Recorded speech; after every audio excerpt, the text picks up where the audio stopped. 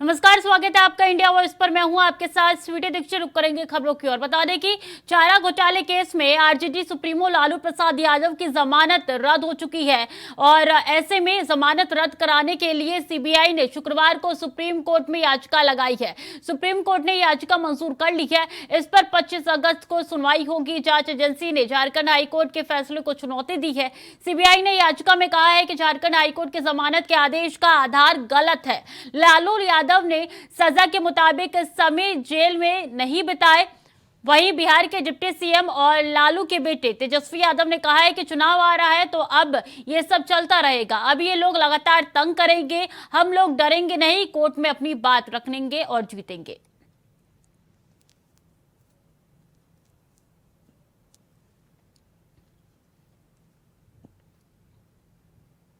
ज्यादा भय जो है लोगों को बिहार से लग रहा है तो कार्रवाई की जा रही है, लेकिन उसका कोई मतलब है क्या? तो कोर्ट की बात है तो कोर्ट में हम लोग अपना पक्ष रखेंगे और होना कुछ है नहीं। ये लोग चाहे कितना भी तंग करेगा, डिस्टर्ब करेगा, कुछ ना कुछ तो लगातार जो है करना ही रहेगा। तो हम लोग तो पहले से ही हम लोगों को जो करना है उसके लिए हम लोग क्लियर हैं। इन लोगों से ना कोई डरता है ना। और बिहार के अररिया में बदमाशों ने सुबह सुबह एक दैनिक अखबार के पत्रकार विमल कुमार यादव की गोली मारकर हत्या कर दी। शुक्रवार की सुबह बदमाश विमल कुमार यादव के घर पर पहुंचे, दरवाजे को खटखटाया और जैसे ही वो बाहर निकले तो उन्हें गोलियों से भून दिया गया। घटना के बाद इलाके में सनसनी फैली हुई है।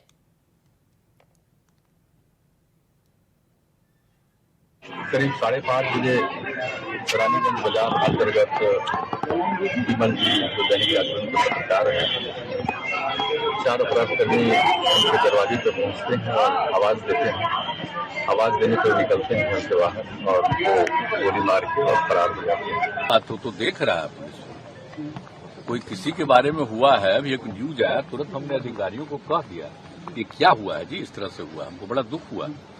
हम यहाँ आने के पहले देखे हैं न्यूज में, तो हमको लगा कि भाई कैसे किसी पत्रकार का हुआ। तो हमने तुरंत अधिकारियों को कहा इसको देखिए, और मुझे बहुत दुख हुआ कि कैसे किसी की हो गया। लखनऊ के सुशांत गोल्फ सिटी थाना क्षेत्र के पैराडाइज क्रिस्टल अपार्टमेंट के सी ब्लॉक स्थित फ्लैट नंबर 203 में रहने वाली रिया गुप्ता नामक युवती की गुरुवार देर रात गोली मारकर हत्या कर दी गई। आरोप है कि रिया की हत्या उसी के दोस्त ऋषभ सिंह ने की है। खबर के अनुसार रिया की ऋषभ से मुलाकात एक क्लब में पार्टी के दौरान हुई थी। दोनों में दोस्ती हुई और उसके बाद बीते नवंबर महीने से दोनों लिव इन में साथ रहने लगे। वहीं गुरुवार देर रात कथित तौर पर दोनों के बीच झगड़ा हुआ और ऋषभ ने रिया की पिस्टल से गोली मारकर हत्या कर दी। वहीं इसके बाद ऋषभ ने वारदात को अंजाम देने के बाद पुलिस के सामने सरेंडर कर दिया।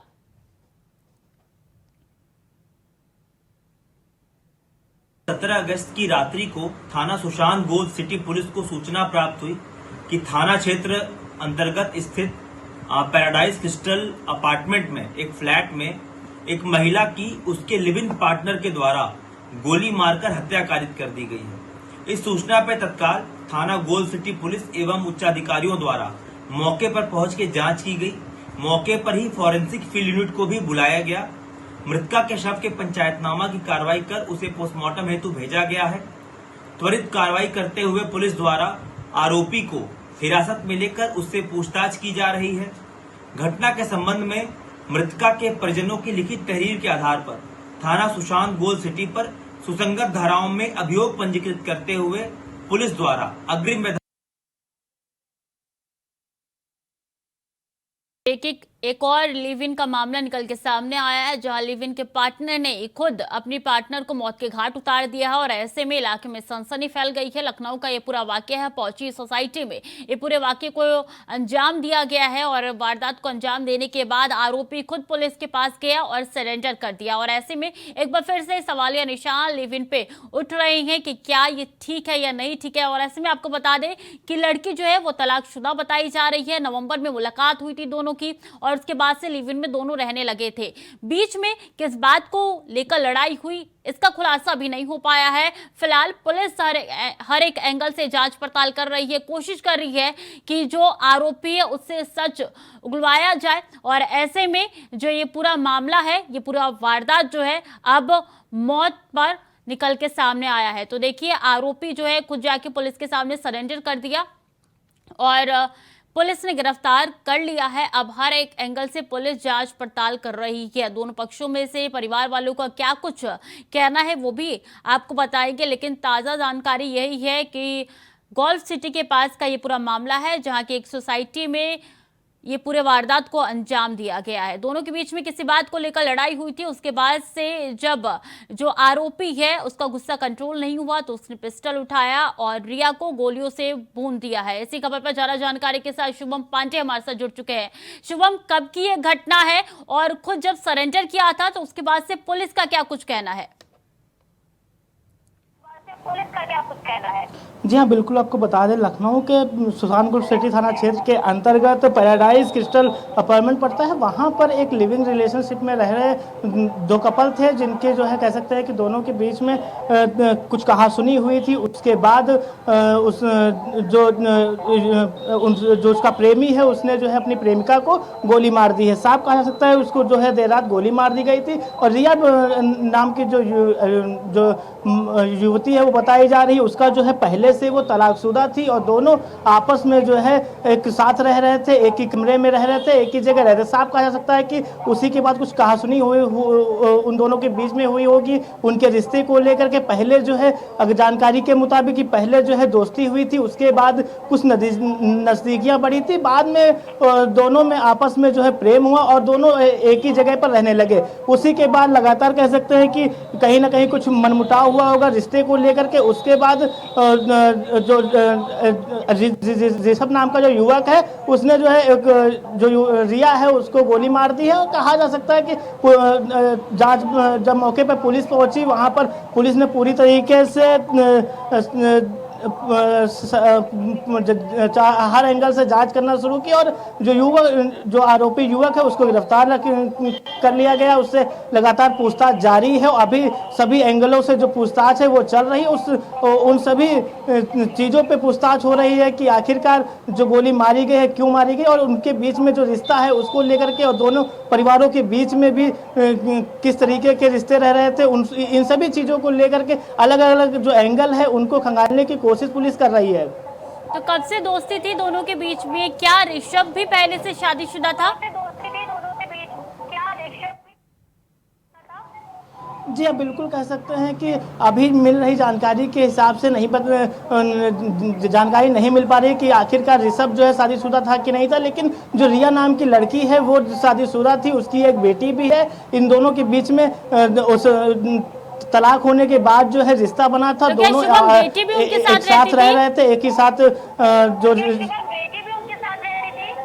जी, जानकारी के मुताबिक बताया जा सकता है कि एक बेटी का नाम जो है सामने आया है कि दोनों के साथ में एक जो बेटी है वो भी रह रही थी। उसी के दोनों जो है एक साथ रह रहे थे, उसी के चक्कर साफ कहा जा सकता है कुछ कहासुनी हुई होगी रिश्ते को लेकर के, जिसके बाद इस जो एक कह सकते हैं कि हत्या की जो घटना है वो सामने आई है। इस तरीके से जो चीज़ें हैं वो सामने आई हैं। तो किस बात को लेकर लड़ाई हुई? क्या पुलिस ये जानकारी निकलवा सकी है अभी तक ऋषभ से? जी हाँ, बिल्कुल बता सकते हैं कि जिस तरीके से लगातार पुलिस महकमा जो है जांच पड़ताल करने की कोशिश कर रहा है कि आखिरकार चीज़ें क्या हैं, क्या चीज़ें रही होंगी। आखिरकार जो ऋषभ है उससे जो है पूछताछ जारी है, हर एंगल से पूछताछ चल रही है कि आखिरकार दोनों के बीच में रिश्ते किस हद तक थे और किस तरीके से उन दोनों के बीच में बातें हुई होंगी। आखिरकार ये जो नौबत आई है ये क्यों आई है, इन सभी चीज़ों को लेकर के पुलिस जो है लगातार पूछताछ करी। अब जो है पुलिस की तरफ से जब स्टेटमेंट सामने आएगा उसी में जो चीज़ें हैं वो सामने आ पाएंगी कि आखिरकार दोनों के बीच में जो एक ऋषभ को इस जो हादसा है वो करने की नौबत कहाँ से आई, हत्या जो है उसकी क्यों उसने कर दी है। तो ये जो जिस रिवॉल्वर से हत्या हुई है वो लाइसेंसी था क्या ऋषभ का? जी हाँ, बिल्कुल कह सकते हैं कि अभी जो है जानकारी जो मिल पा रही है, फॉरेंसिक टीम भी मौके पे पहुंची थी। फॉरेंसिक टीम ने सभी जो चीज़ें थी उनको अपने कब्जे में ले लिया था। उसी के साथ अलग अलग पहलू से जांच भी चल रही, लेकिन जांच की जो रिपोर्ट सामने आएगी उसी में सारी चीज़ें क्लियर हो पाएंगी, या कि आखिरकार जो रिया की हत्या हुई है वो किस कारण हुई है, किस तरीके से उसकी हत्या की गई है। ये पहला वाकया नहीं है जब लिव इन पार्टनर ने ही अपने दूसरे पार्टनर को मौत के घाट उतार दिया है शुभम। इससे पहले भी कई हत्याएं निकल के सामने आई है, चाहे दिल्ली हो, मुंबई हो और अब लखनऊ।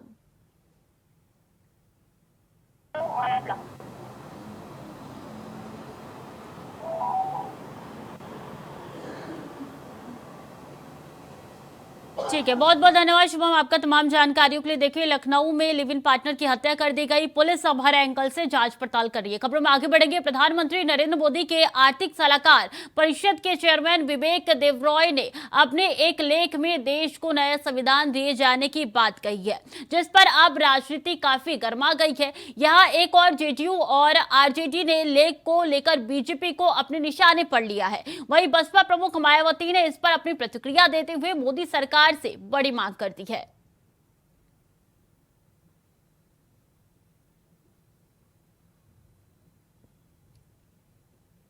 तो ये ट्वीट है मायावती का जो आपकी टीवी स्क्रीन पर नजर आ रहा है। उन्होंने बड़ी मांग करते हुए बता दें कहा है कि आर्थिक सलाहकार परिषद के चेयरमैन विवेक देवरॉय द्वारा अपने लेख में देश में नए संविधान की वकालत करना उनके अधिकार क्षेत्र का खुला उल्लंघन है और जिसका केंद्र सरकार को तुरंत संज्ञान लेकर जरूर कार्रवाई करनी चाहिए। इस बीच महत्वपूर्ण जानकारी आ रही है कि सपा महासचिव स्वामी प्रसाद मौर्य का ट्वीट आया है। आर्थिक सलाहकार परिषद के चेयरमैन के बयान पर बोले हैं विवेक देवरॉय पर स्वामी प्रसाद मौर्य ने कार्रवाई की मांग की है। ऐसे लोगों पर कठोर कार्रवाई होनी चाहिए, स्वामी प्रसाद मौर्य ने कहा है। नए संविधान, हिंदू राष्ट्र की मांग करने वाले राष्ट्र विरोधी। तो स्वामी प्रसाद मौर्य का ट्वीट निकल के सामने आया है। उन्होंने कार्रवाई की मांग की है। आर्थिक सलाहकार परिषद के चेयरमैन के बयान पर बोले हैं और ऐसे में कार्रवाई की मांग हर तरफ से उठ रही है। मायावती का भी ट्वीट अभी आपके साथ हमने साझा किया तो उन्होंने कहा है कि कार्रवाई सख्त से सख्त करनी चाहिए। ऐसे में देखिए, सपा महासचिव स्वामी प्रसाद मौर्य का ये ट्वीट भी आ गया है। आर्थिक सलाहकार परिषद के चेयरमैन के बयान पर उन्होंने कार्रवाई की मांग की है। कहा है कि ऐसे लोगों पर कठोर से कठोर कार्रवाई हो। नए संविधान, हिंदू राष्ट्र की मांग करने वाले राष्ट्र विरोधी होते हैं ऐसे लोग। ऐसे में स्वामी प्रसाद मौर्य का ये ट्वीट निकल के सामने आया है, जो कि आर्थिक सलाहकार परिषद के चेयरमैन के बयान पर उन्होंने ये ट्वीट किया है और इसी के साथ उन्होंने कठोर कार्रवाई की मांग की है। विवेक देवरॉय पर स्वामी प्रसाद मौर्य ने कार्रवाई की मांग की है। ट्वीट करके उन्होंने कार्रवाई की मांग की है। जो ट्वीट आपके टीवी स्क्रीन पर नजर आ रहा है स्वामी प्रसाद मौर्य का है। उन्होंने ट्वीट करके विवेक देवरॉय पर कार्रवाई की मांग की है और कार्रवाई की मांग करते हुए उन्होंने कहा है कि कठोर से कठोर कार्रवाई इनके खिलाफ हो, सख्त से सख्त इनके खिलाफ एक्शन लिया जाए। तो नए संविधान, हिंदू राष्ट्र की मांग करने वाले राष्ट्र विरोधी है, ये भी स्वामी प्रसाद मौर्य ने अपने ट्वीट में लिखा है। और छत्तीसगढ़ के मुख्यमंत्री भूपेश बघेल ने हिमाचल प्रदेश को 11 करोड़ रुपए की राहत दी है।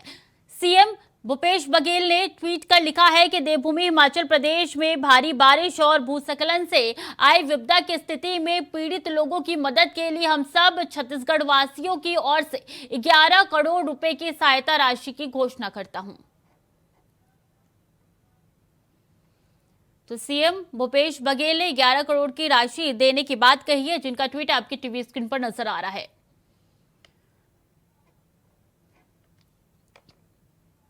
केंद्रीय गृह मंत्री अमित शाह शुक्रवार को ग्रेटर नोएडा के सुतियाना स्थित सीआरपीएफ ग्रुप सेंटर पर 4 करोड़वां पौधा लगाया। साथ ही अमित शाह ने सीएपीएफ के 8 विभिन्न परिसरों में कुल 15 नवनिर्मित भवनों का ई उद्घाटन भी किया। इस दौरान उन्होंने कार्यक्रम को संबोधित भी किया।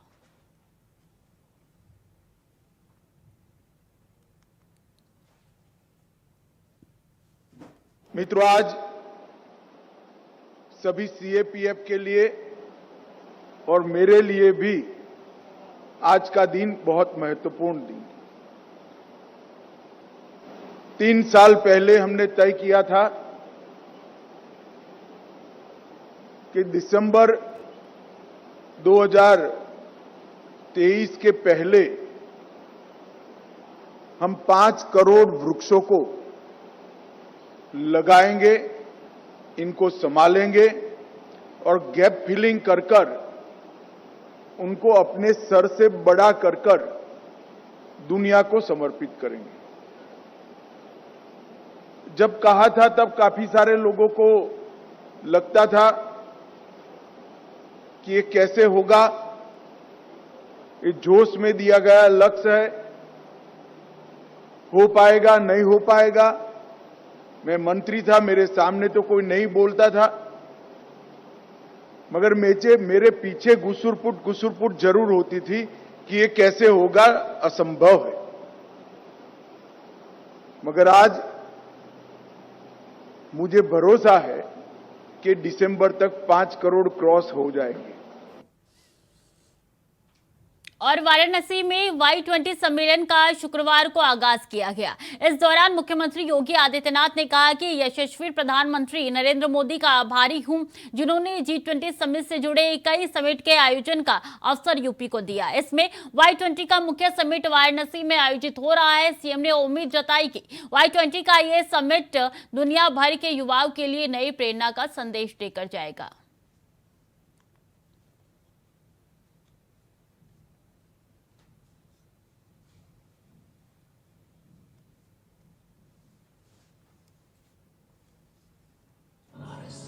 हम सब जानते हैं कि वाराणसी बाबा विश्वनाथ का पावन धाम है। प्राचीन काल से ही धर्म और अध्यात्म की नगरी होने के साथ ही भारत की अध्यात्म, दर्शन, शिक्षा, साहित्य और कला की भूमि के रूप में भी यह प्राचीन नगरी जानी जाती रही है। हमारा देश अपनी स्वतंत्रता के 75 वर्ष पूरा करते हुए अमृत काल के प्रथम वर्ष में G20 के इस प्रतिष्ठित आयोजन की अध्यक्षता कर रहा है। हर भारतवासी न केवल इन आयोजनों के प्रति लालायित है, बल्कि अपने आप को वैश्विक मंच पर एक उभरते हुए भारत के रूप में प्रस्तुत करने में गौरवान्वित भी महसूस करता है। स्वामी प्रणवानंद जी ने मात्र 42 वर्ष का जीवन जिया था। 1.25 लाख से एक लड़ाओ तो गोविंद सिंह, इसका उद्घोष करने वाले गुरु गोविंद सिंह हो, महाराणा प्रताप हो, छत्रपति शिवाजी महाराज हो, ये सभी युवा ही थे। सिंहासन हिल उठे, राजवंशों ने विपुटी तानी थी, बूढ़े भारत में आई फिर से नई जवानी थी। वो लड़ी मर्दानी तो ये कहने वाली महारानी लक्ष्मीबाई इसी काशी में जन्मी थी। भारत सरकार की युवा कल्याण मंत्रालय की सचिव उस थीम के बारे में बता रही थी और अनुराग जी ने इस बारे में विस्तार से हम सबके सामने बात रखी। तो मुझे लगा कि वास्तव में प्रधानमंत्री मोदी जी ने तो आने के बाद भारत के युवाओं के इस प्रतिभा, इस पोटेंशियल को आगे बढ़ाने के लिए उन्हें एक मंच दिया। G20 के समिट में Y20 का यह समिट, जिस व्हाइट पेपर को आप लोगों के द्वारा जारी किया जा रहा है, ये दुनिया के युवाओं को उनकी सकारात्मक ऊर्जा के साथ जोड़ते हुए उनकी प्रतिभा का उपयोग विश्व मानवता कर सके, क्योंकि हमारा आज का युवा वह केवल युवा नहीं है, वह आज का नेता है और कल का निर्माता है। जम्मू कश्मीर के कुपवाड़ा जिले में सुरक्षा बलों ने एक संयुक्त अभियान के दौरान भारी मात्रा में हथियार और गोला बारूद बरामद किया है। पूरे मामले के बारे में एक बार फिर से बता दें कि कुपवाड़ा जिले में सेना, बीएसएफ और जम्मू कश्मीर पुलिस की संयुक्त रूप से कार्रवाई में 15 से 18 अगस्त तक मच्छल सेक्टर में चलाए जा रहे ऑपरेशन मच्छल प्रहार 2 के दौरान भारी मात्रा में हथियार और गोला बारूद बरामद किए गए। बरामदगी में 5 AK राइफल, 7 पिस्तौल, 4 हथगोले और अन्य आपत्तिजनक सामग्री शामिल है।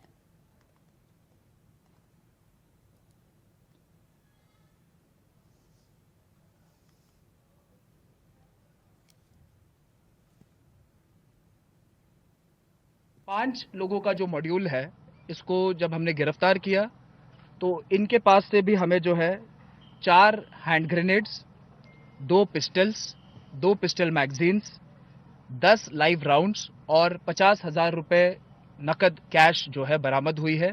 और इनकी एक 4 व्हीलर व्हीकल भी जो है हमने इस केस में सीज की है। ये टोटल जो दोनों केसेस रजिस्टर हुए हैं, इसमें आज तक 8 लोगों की गिरफ्तारियां है और बड़ी मात्रा में जो है ग्रेनेड्स, पिस्टल्स, लाइव राउंड्स और इंडियन करेंसी जो है बरामद हुई है। इन दोनों मॉड्यूल्स की इन्वेस्टिगेशन जो है ULPA और आर्म्स एक्ट के प्रावधानों के तहत चल रही है। और हरियाणा रेवाड़ी के गांव सेयोराज माजरा में सरकारी स्कूल के बाहर छात्राएं धरने पर बैठी है, जहां अपने स्कूल के प्रिंसिपल की गिरफ्तारी और स्कूल के पूरे स्टाफ के ट्रांसफर की मांग करती रही है। आपको बता दें कि 6 दिन पहले स्कूल में ही 12वीं कक्षा की छात्रा ने सुसाइड कर लिया था, जिसके बाद स्कूल के शिक्षक की मौत का जिम्मेदार बताया गया था। तो वहीं पुलिस पॉक्सो एक्ट सहित अलग अलग धाराओं में मुकदमे दर्ज कर चुकी है और एक शिक्षक को भी गिरफ्तार कर चुकी है।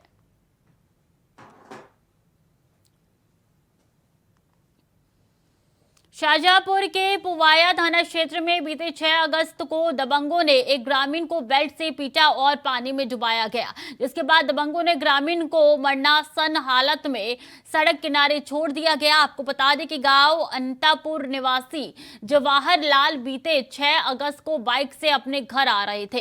तभी रास्ते में घनश्यामपुर गांव के पास कुछ लोगों ने ग्रामीण से गाली गलौज शुरू कर दी और विरोध करने पर बेल्ट से हमला कर बुरी तरीके से घायल कर दिया। यही नहीं, आरोपियों ने कई बार जवाहर को पानी में भी डुबोया, जहां ग्रामीण के बेहोश हो जाने के बाद आरोपियों ने 1500 रुपए छीन लिए और बाइक भी गायब कर दी। जहां बीती रात उपचार के दौरान ग्रामीण की मौत हो गई, जिसके बाद परिजनों ने मामले की तहरीर पुलिस को दी, लेकिन अभी तक पुलिस ने ना तो मुकदमा दर्ज किया है और ना ही आरोपियों के विरुद्ध कोई कार्रवाई की है।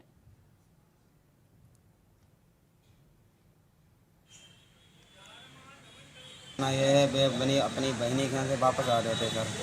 वापस आते हुए घनश्यामपुर बुजुर्ग है, वहीं एक था मजार के पास बाइक थाने की, वहाँ उनने कहीं सोच कर लें, वहाँ 3 आदमी बैठे थे सर।